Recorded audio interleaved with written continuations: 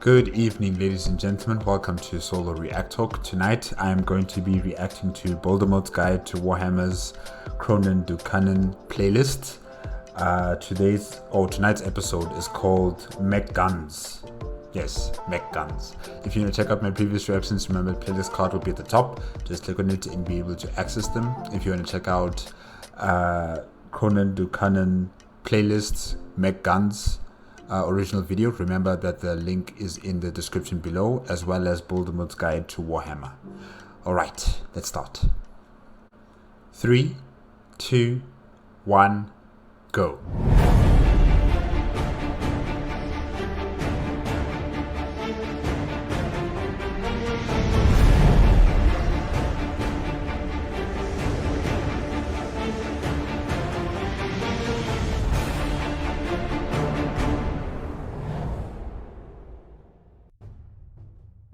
Continued from Cronen playlist.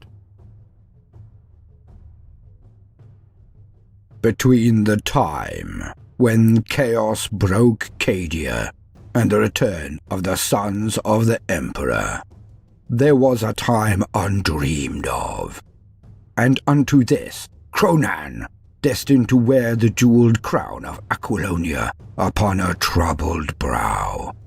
It is I, his chronicler, who alone can tell thee of his saga. Let me tell you of the days of high adventure.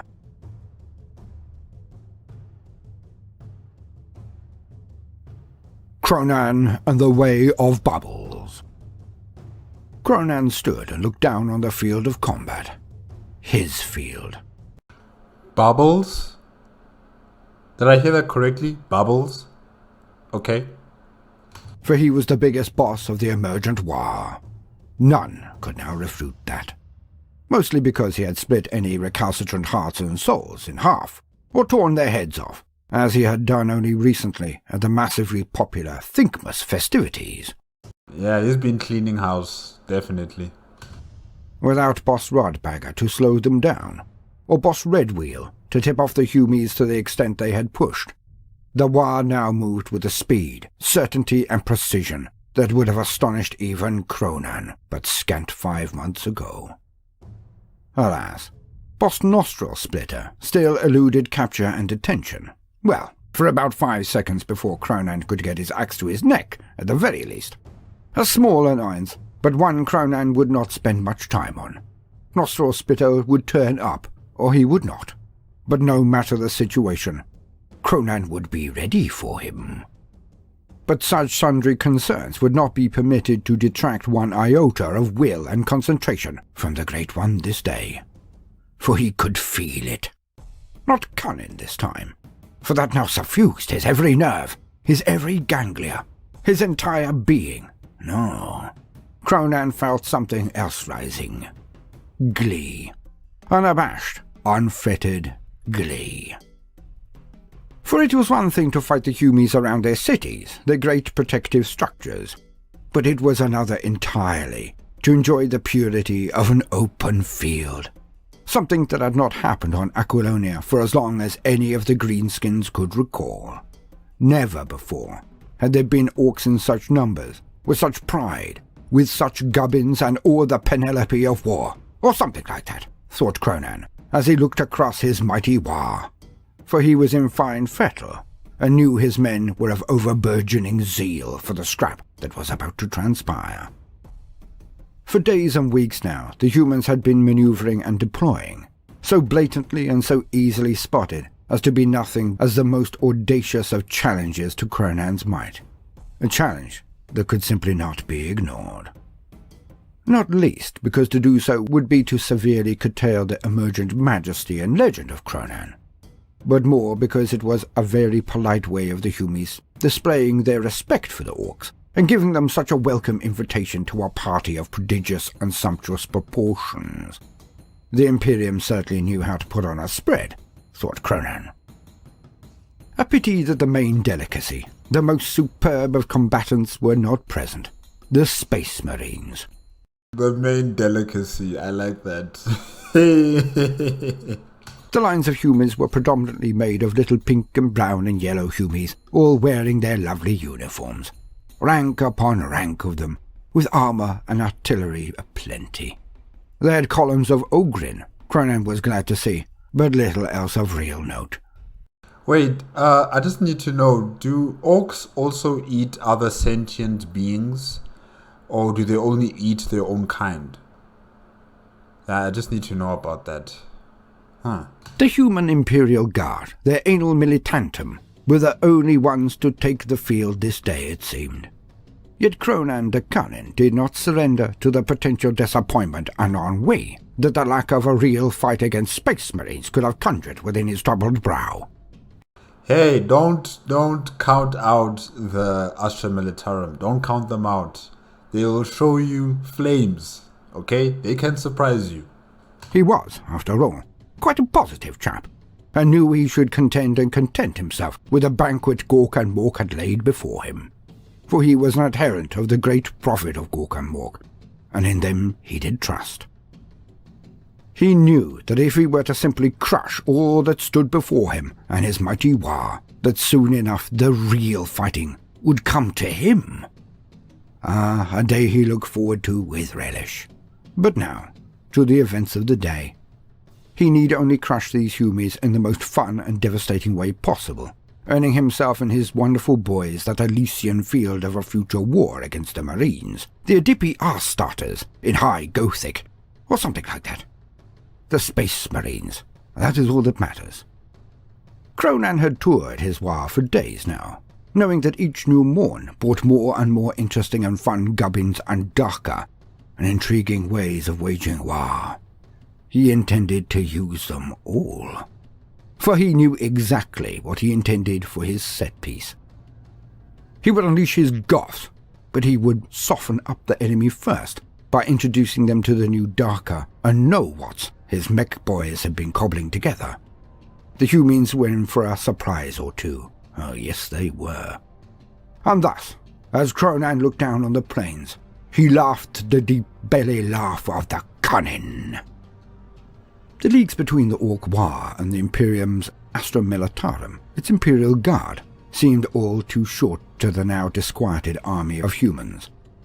Things had seemed so certain when they had marched out in their orderly columns and formations, the grandeur of the human race preparing for war. All was organized, regimented, and orderly.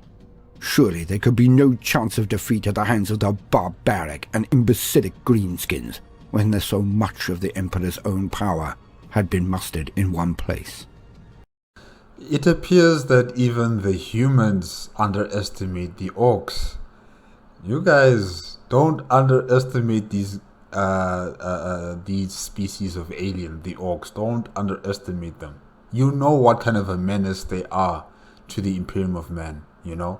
They've been here long before humanity, and they're still here even after your emperor has been trying to cleanse the galaxy of their kind. They're still here with you. So please, don't think that this is just going to be a walk in the park. In their ranks they had waited for days now, every morn presenting for the orcs to see their power, their might, their determination. It was felt that there would be no battle, that the orcs would take one look at the well-oiled military machine and skulk back into their forests and crags. But do you guys know the orcs? They don't do that. They don't do that. Okay, they love this. This is how they survive. This is how they eat. This is how they enjoy their lives. So why would they be running away from you guys? No. Maybe if you were a Primarch, like Jagatai Khan, and you were, cutting them up into pieces, moving so fast, then maybe they would retreat. But because you're just humies, as they call you guys, they're going to be here to party. That was before they actually appeared in strength. When the Ork War crested the horizon, few of the men and women present were unaffected by the display. On they came, an unending tide of green, and it was only then that the spine of the guard began to slightly shift in discomfort. Those days were punctuated by a rigid and draconian enforcement of order by their officers. The commissariat wended their way through the massed ranks during the day and visited every campfire during the night. Always bluff and doughty, they heckled, hectored, and harangued where it would avail the best results, but would also take the time to encourage, to regale their compatriots with exploits and deeds against the greenskins. You know, I don't know, sometimes I like the commissar, right? But the commissar is like a prefect, and you know, you have to be at your best behavior when they're around you. You don't feel, you know, that you can be yourself around them. You know, they'll probably shoot you in the face if you try and crack a joke with them. And yeah, you know, they're cool. It's just that, you know, they're a mood killer. They are a mood killer, you know, because here you are, you're enjoying your last moments with your pals before you guys head out to battle, and then the commissar's out here, you know, telling you that your boots are not clean, or your gun has not been trained properly, or, you know, you'll just say something and you just feel tensed because you never know, you might die right now. So yeah, they're a party pooper. Yeah. Always highlighting the lack of import of numbers, and trying to stiffen the spines and raise the elan of the men and women in their charges. So it was that on the morn the guard went out to their arranged pickets and positions, their pre-measured and marked fire lines and ranges. But in all of the hubbub, their leadership had fallen into the most cunning of Cronan's traps thus far, for they had simply not concentrated. They had simply not fathomed or encompassed their doom.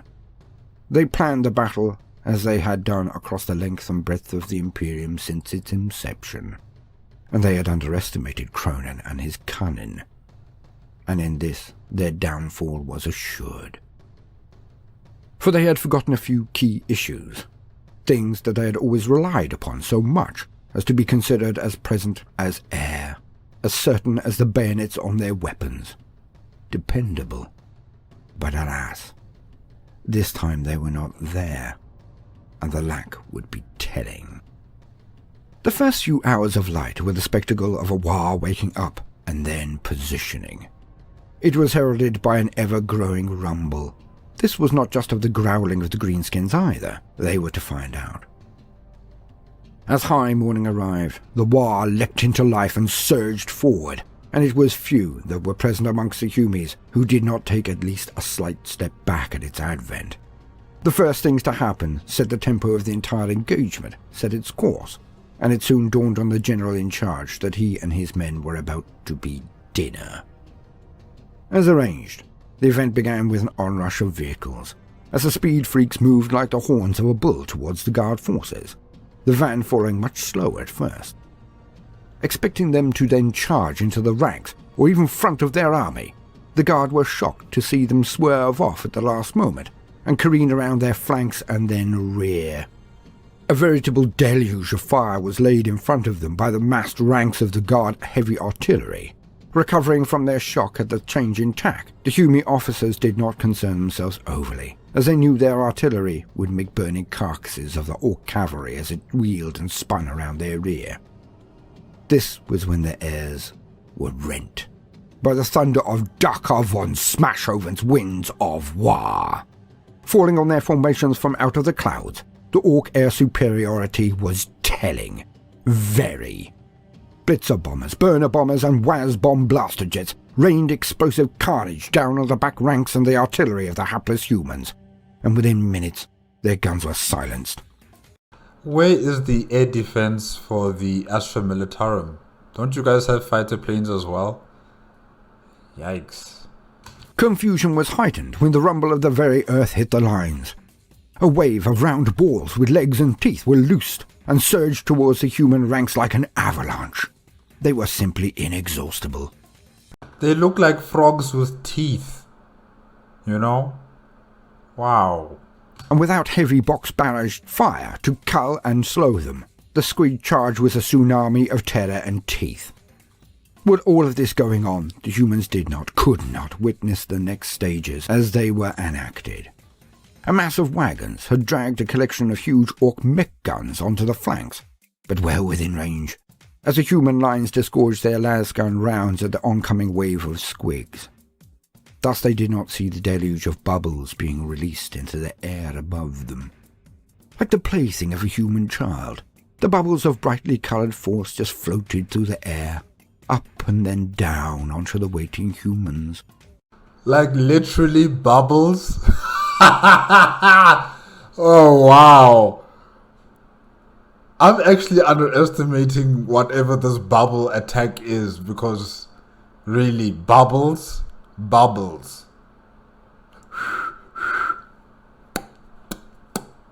Okay. Many looked up and could not help but smile at this flash of beauty and serenity amidst the turbulent clangor of war. And they did until the bubbles landed. Some held out their hands to touch the first ones, like they were rare flakes of snow sent to bemuse and entrance. Alas, when the bubbles made contact, they would then explode in a wave of force of varying power. Some would slam the stock to the ground. Others would rupture with such force that they would launch anything they touched into the air, or for meters backwards into the milling army. As these detonations dotted the mid and back ranks of the army, more of the human force, more of their supporting heavy elements were rendered useless, as Lehman Russ and Hellhound tanks were flattened or spun into the air by the force, and then fell down onto more of their own men and resources. How are the orcs able to create something like that? Out of bubbles, guys, bubbles. That's insane. As the wave of squigs were amongst the men and women of the first picket lines, it became a massacre. For out of the dust and the screaming came the full force of the Goth clan. Cronin had harboured the power of his Goths, always using them for sledgehammer assaults on cities or locations that he had already enveloped within his war. So the armies of the Humies had, thus far, only really engaged speed freaks and some storm boys. They were utterly unprepared for the unfettered brutality of the Goth onward rush. And so it was that many a commissar leapt to the front of the lines in an attempt to stiffen the spines of his fellows by engaging and defeating an orc leader, only to be smashed down and slaughtered by the sheer rage of the Goth assault. And without Space Marines, the only things who could stand a chance against the Goths, the most orky of all orcs, was the Ogrins. A huge line of which was hastily prepared as a breakwater, a dam behind which the human force could regroup and reorganize. Ah, the Ogrins, yes. You know, I've heard of them in my reaction to Star Wars versus Warhammer 40k, the Ogrins. And now here they're also having a spotlight in the Cronin de Cronin playlist. Okay, alright. But they look cool though. They really look interesting. I asked in my previous reaction whether these guys are like super soldiers as well, the Ogrins. I'm not sure if they're super soldiers, or are they coming from a particular planet that has made them genetically like this, super big and tall, and just looking like giants with big muscles and everything. And are they stronger than the Space Marine, or are they just at par with them? Yeah, I just want to know about that too. But it was not to be. For the MEK guns of the Ork War were still in range, and the lines of dense warriors were simply lifted into the air and thrown leagues through the atmosphere by the tractor beams of the Ork MEK guns. A situation that would lead to more than one mech boy being physically castigated by a surly Goth later on. But the instant effect was the rout of the Ogrins, as they felt the Emperor himself was making them fly out of the way of the Orks and punishing them. In a childlike way, they grasped that the Emperor was certainly not with them this day, and fled. And the rest was simple. Brutal, fun, and final. Did I mention brutal? Good, because it was. What was brutal was those bubbles, guys. That's just brutal, really. As the last light of day dipped below the horizon, the sizzling of many a rattling foot and frame caressed the nostrils of all throughout the camp. Cronin was heralded as the best boss that had ever trod the ground of Aquilonia. For through his cunning and brutality, an army of some 40,000 humans had not only been bested, but trounced. The casualties of the orks were considered less than a trifle, piffling. And so Cronan went to his bed of rest with the glow of Baldermort in his breast. He had done it. He had shown the greenskins that they could be powerful, that they could even beat the Humies in massed engagements, and this would be the last clarion call necessary to unify those larger mobs and tribes that had refused his manifest destiny up to this point. Soon they, too, would also be clamoring to join his war. And Cronan knew nothing on Aquilonia would ever be the same again. Well done. Well done. Well done. Cronan, well done.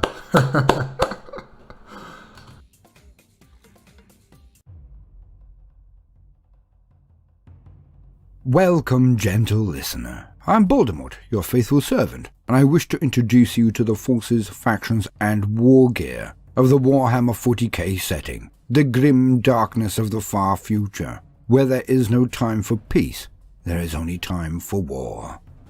And as it is still October, I feel it high time we had a brief look at some of the most fun weapons in the entire setting, those of the MEK GUNs. I hope I have shown some of the hilarity, but also brutality, of these zany weapons, and it just goes to show that the orks are not just a fun faction, but one capable of eliciting bowel-liquefying reactions from all who have even a passing knowledge of their weird menagerie of monsters and mad lab of magnificent Daka. That's firepower to any non-greenskin, of course. So, as usual... I had no idea. Thank you. Thank you very much. Daka. Alright. For the very basics, let us lean on existing wisdom. To quote, MEK GUNS. Though no self-respecting ork would ever admit it, there is undeniable strategic value to supporting close-quarters assaults with heavy-ranged firepower. Batteries of grot-crewed MEK guns filled this role within many warbands, the enemy quickly learning that their ramshackle appearance belies the ability to rain ferocious salvos of firepower down on all in their sights. Orks tend to drag MEK guns to the battlefield behind speed wagons before cutting them loose and leaving them in untidy heaps for the grots to sort out.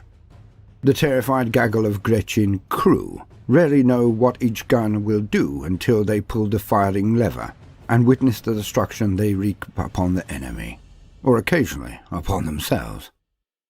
Some runt-herds use the threat of serving in a MEK gun battery to instill discipline in their grot mobs, with rebellious or lazy runts being sent to shoot the guns. Should the miserable grot crew survive for long, they will soon become deafened and have to resort to a rudimentary system of sign language.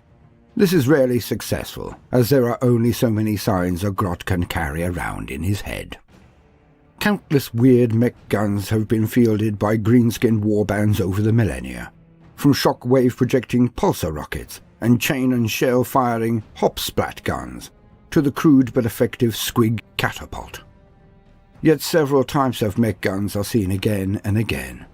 Most common are custom mega cannons, bulky energy weapons powered by crackling batteries, thrumming capacitors, and whirring gubbins galore. And these types of weapons, the schematics for them, it's already ingrained in their DNA, right? So, wherever they are on a planet, there will be some orks that will have the knowledge on how to build this machine, and they will just do it like that,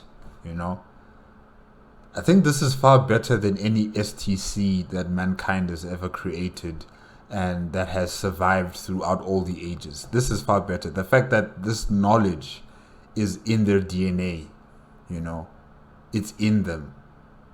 So it will never die out, it will never be erased. It will always be there. For as long as there's orks somewhere in the galaxy, there will be that one particular ork who still has the memories on how to construct such a contraption, such a weapon, and they'll be able to use it effectively on the field of battle. Amazing creatures. Charged until their needles are dancing in the red, mega cannons unleash raw power that annihilates everything caught in the blast. Rather more unusual is the bizarre force field projector known as the Bubble Chucker. This peculiar weapon generates clusters of energized spheres that vary wildly in size and solidity, and are sent drifting across the battlefield to rain down upon enemy positions. Some are as big as wrecking balls, yet impact with the force of a backhand slap, while others look no larger or more fearsome than a soap bubble, yet hit hard enough to flip a chimera onto its roof. So the bigger it is, the softer it explodes. The smaller it is, the far more destructive the explosion is. All right. Okay. Interesting. Very interesting. Force fields also feature in the operations of the Smasher gun, which traps its target in a localized energy barrier, hoists them into the air, and then, if the gun keeps working long enough and the polarity does not catastrophically reverse, crushes them like a massive invisible fist. The tractor cannon, meanwhile, fires its thrumming energies far further, and is often used as an anti-aircraft weapon. Targets caught in its beams are reeled in and smashed against the ground with killing force, at least on those occasions that the cannon does not inadvertently get pulled skywards instead, its shrieking crew still clinging to it as it sails through the air to detonate some distance away. Orky know-whats. Although orks rarely find applications for them beyond the battlefield, many greenskin technologies are surprisingly advanced. A warband benefiting from the services of a big mech or two are likely to find themselves with access to energy weapons, mass transportation beams, and all manner of other strange devices. A good proportion of these are too bulky to be mounted on anything smaller than a spacecraft or super-heavy war engine. Yet still, they remain popular inventions that can play a significant role in battle. The force fields deployed by mechanics have frustrated the efforts of many an Imperial gun line, and can be used in both offensive and defensive capabilities, either trapping, crushing or hurling the foe, or deflecting and dissipating incoming fire. Teleportation is another area in which Orky know-whats proves remarkably effective. Greenskins have been known to teleport even Titan-class war engines, such as Gargons, directly into the fray, as well as delighting in beaming their enemies, at least constituent bits of them, all over the battlefield, at every opportunity they get. End quote.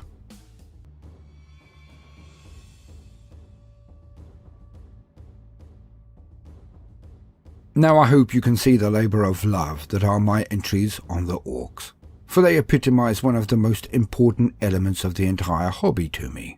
With hilarity, one can close one's eyes and open one's imagination, and survey the field of glory to have the orks' mad and magnificent weapons come to life. Imagine the sheer confusion and panic that would be the hallmark of the use of any of these weird and wacky weapons on an army.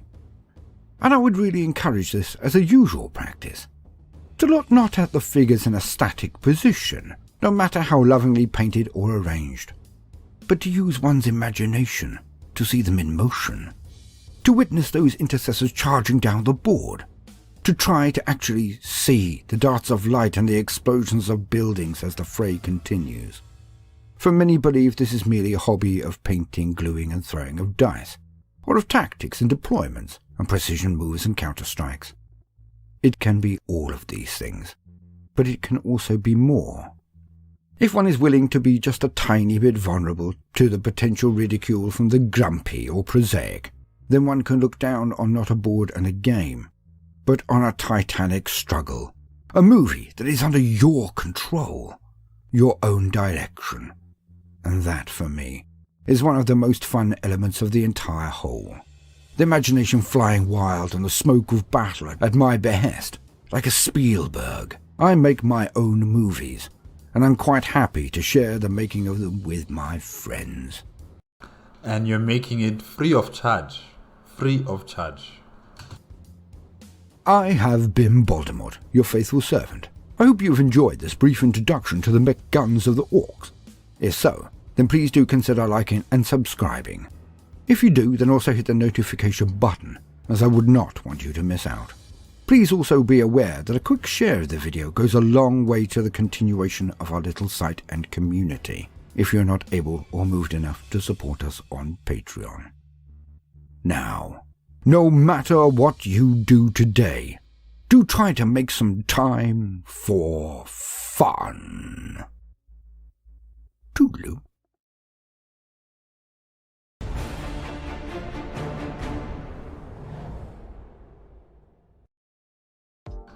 Okay guys, that's it with Baldermort's Guide to Warhammer Kronen Dukanen playlist. MEK GUNZ. Yeah. The MEK GUNZ are interesting. Like I said before, you know, the schematics on how to create these MEK GUNZ is already inside their minds, you know.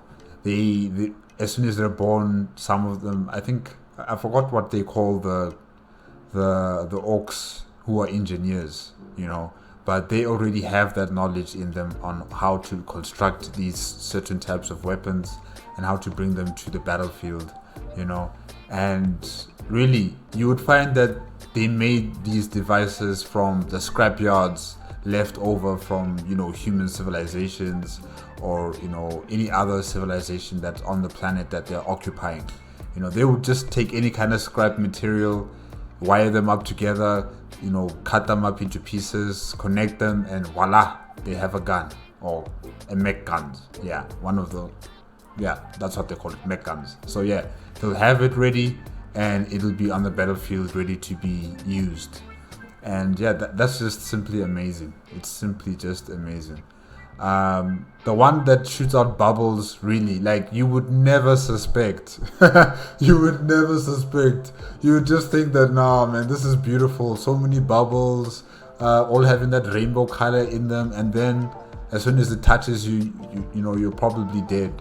It depends on how big it is or how small it is. The smaller it is, almost instant death, probably. The bigger it is, it will just feel like you've been clapped, you know, stabbed on the face, maybe. Yeah. So that weapon is just something else. It's out of this world, really. And congratulations to Kronen on winning his battle against the Astra Militarum. He really did well. He was cunning. He was excited. He had glee on his face, you know, and he was just happy. He was just a very happy orc at that very moment. And it proved to be all correct for him. He wasn't worried. He wasn't gambling the lives of his orcs. He knew what to expect from the humans, and he executed his plans splendidly. The humans had no response. Yes, they may have had Ogrins on their side, but it's just not enough. It's just not enough. They also didn't have any air defense, which was quite surprising, really. The fact that they had no air defense and they came there with their artillery pieces and tried to use them. And then, you know, the orcs came in there with their flyboys and just defeated them one by one. So yeah, congratulations to Kronen. And hopefully, guys, we will see Aqualonia under the command and control of Kronen one day. Yeah, this war boss is cool. He's really, really cool. Okay, guys, I guess that's it for tonight. Remember, if you want to check out the original video as well as Baldermort's Guide to Warhammer channel, YouTube channel, remember the links are in the description below. If you like my reaction, please give me a like, comment, and subscribe to my channel. Click on the notification bell if you want to be up to date with my latest videos. And I'll see you guys next week, Thursday. Okay? Good night.